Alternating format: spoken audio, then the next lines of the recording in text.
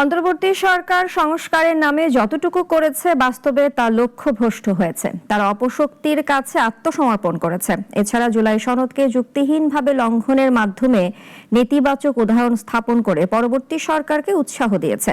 সকালে অন্তর্বর্তী সরকারের অধ্যাদেশ প্রণয়নে সংস্কার বিমুখতার শীর্ষক এক সংবাদ সম্মেলনে এসব কথা বলেন টিআইবি। বিস্তারিত সানি আহমেদের প্রতিবেদনে।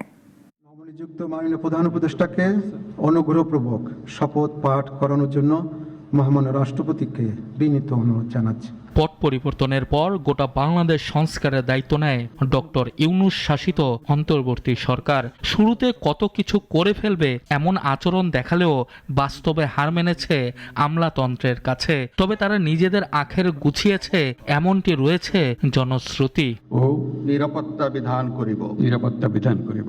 টিআইবিও বলছে একই কথা। তাদের মতে সংস্কারের নামে যত উদ্যোগ নেওয়া হয়েছে তা প্রায় সব ক্ষেত্রেই বাস্তবায়নে ব্যর্থ হয়েছে অন্তর্বর্তী সরকার কার্যত আমলাতন্ত্রের নিয়ন্ত্রণে চলে গেছে। কেন এমন হয়েছে এবং দুর্বলতা কোথায় সেটাই মূল প্রশ্ন।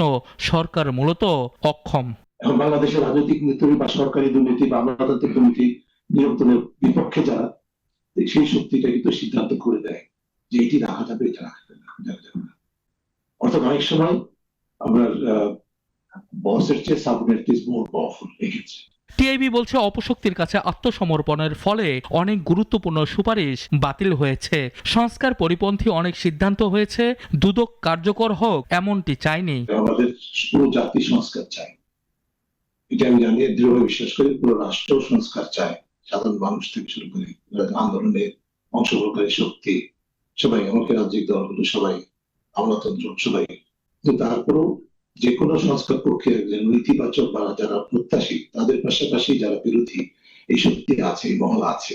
যেটুকুই সংস্কার হয়েছে তার অধিকাংশই সরকার একতরফাভাবে অংশীজনদের সম্পৃক্ত না করে অধ্যাদেশ প্রণয়ন করেছে।